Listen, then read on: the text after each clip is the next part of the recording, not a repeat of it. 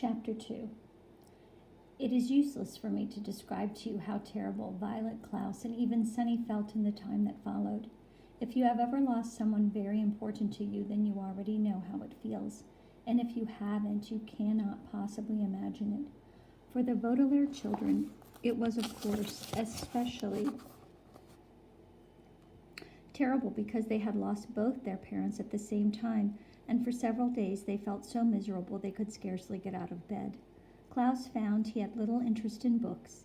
The gears in Violet's inventive brain seemed to stop, and even Sunny, who of course was too young to really understand what was going on, bit things with less enthusiasm.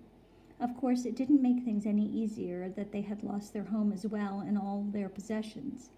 As I'm sure you know, to be in one's own room and one's own bed can often make a bleak situation a little better, but the beds of the Baudelaire orphans had been reduced to charred rubble. Mr. Poe had taken them to the remains of the Baudelaire mansion to see if anything had been unharmed, and it was terrible. Violet's microscope had fused together in the heat of the fire, Klaus's favorite pen had turned to ash, and all of Sunny's teething rings had melted. Here and there the children could see traces of the enormous home they had loved. Fragments of their grand piano, an elegant bottle in which Mr. Baudelaire kept brandy, the scorched cushion of the window seat where their mother liked to sit and read. Their home destroyed, the Baudelaires had to recuperate from their terrible loss in the Poe household, which was not at all agreeable. Mr. Poe was scarcely at home because he was very busy attending to the Baudelaire affairs, and when he was home he was often coughing so much he could barely have a conversation. Mrs. Poe purchased clothing for the orphans that was in grotesque colors and itched, and the two Poe children, Edgar and Albert, were loud and obnoxious boys with whom the Baudelaires had to share a tiny room that smelled of some sort of ghastly flower. But even given their surroundings, the children had mixed feelings when, over a dull dinner of boiled chicken, boiled potatoes, and blanched, the word blanched here means boiled, string beans, Mr. Poe announced they were to leave his household the next morning. "Good," said Albert, who had a piece of potato stuck between his teeth. "Now we can get our room back. I'm tired of sharing it. Violet and Klaus are always moping around and are never any fun." "And the baby bites," Edgar said, tossing a chicken bone to the floor as if he were an animal in a zoo and not the son of a well-respected member of the banking community. "Where will we go?" Violet asked nervously. Mr. Poe opened his mouth to say something but erupted into a brief fit of coughing. "I have made arrangements," he said finally, "for you to be raised by a distant relative of yours who lives on the other side of town. His name is Count Olaf." Violet, Klaus, and Sunny looked at one another, unsure of what to think. On the one hand, they didn't want to live with the Poes any longer. On the other hand, they had never heard of Count Olaf and didn't know what he would be like. "Your parents' will," Mr. Poe said, "instructs that you be raised in the most convenient way possible. Here in the city you'll be used to your surroundings, and this Count Olaf is the only relative who lives within the urban limits." Klaus thought this over for a minute as he swallowed a chewy bit of bean. "But our parents never mentioned Count Olaf to us. Just how is he related to us exactly?" Mr. Poe sighed and looked down at Sunny, who was biting a fork and listening closely.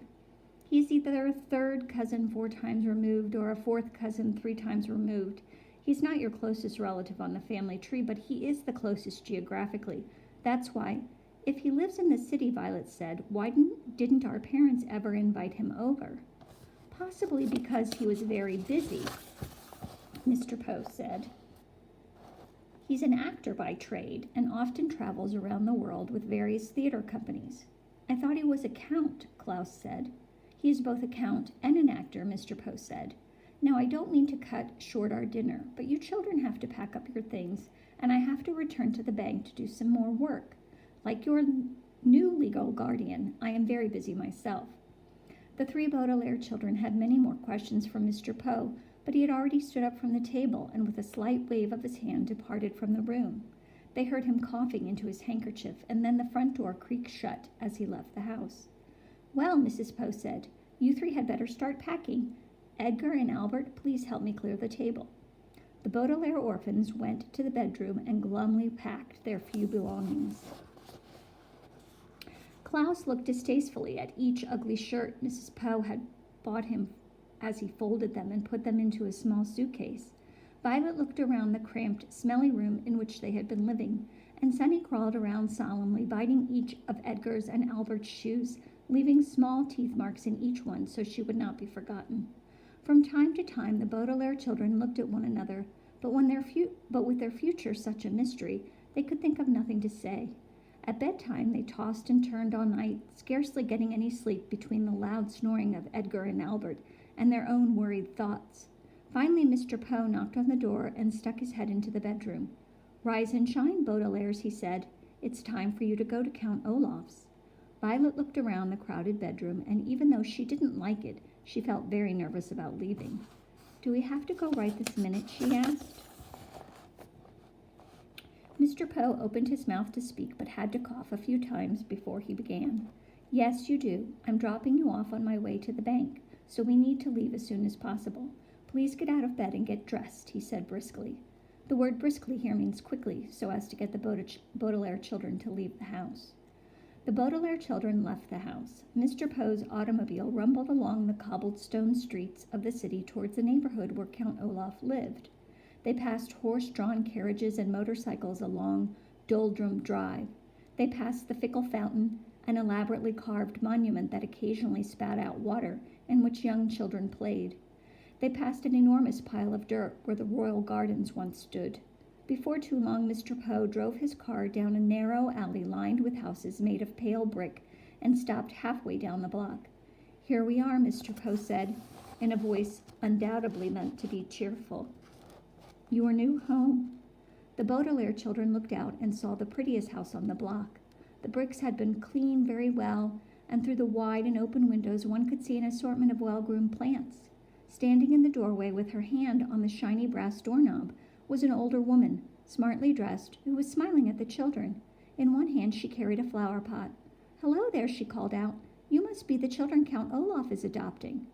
Violet opened the door of the automobile and got out to shake the woman's hand. It felt firm and warm, and for the first time in a long while, Violet felt as if her life and the lives of her siblings might turn out well after all. "Yes," she said. "Yes, we are. I am Violet Baudelaire, and this is my brother Klaus and my sister Sunny. And this is Mr. Poe, who has been arranging things for us since the death of our parents." "Yes, I heard about the accident," the woman said, as everyone said, "How do you do? I am Justice Strauss." "That's an unusual first name," Klaus remarked. "It is my title," she explained, "not my first name. I serve as a judge on the High Court." "How fascinating," Violet said. "And are you married to Count Olaf?" "Goodness me, no," Justice Strauss said. "I don't actually know him that well. He's my next-door neighbor." The children looked from the well-scrubbed house of Justice Strauss to the dilapidated one next door. The bricks were stained with soot and grime. There were only two small windows which were closed, with the shades drawn even though it was a nice day. Rising above the windows was a tall and dirty tower that tilted slightly to the left. The front door needed to be repainted, and carved in the middle of it was an image of an eye. The entire building sagged to the side like a crooked tooth. "Oh," said Sunny, and everybody knew what she meant. She meant, "What a terrible place. I don't want to live there at all." "Well, it was nice to meet you," Violet said to Justice Strauss. "Yes," said Justice Strauss, gesturing to her flower pot. "Perhaps one day you could come over and help me with my gardening."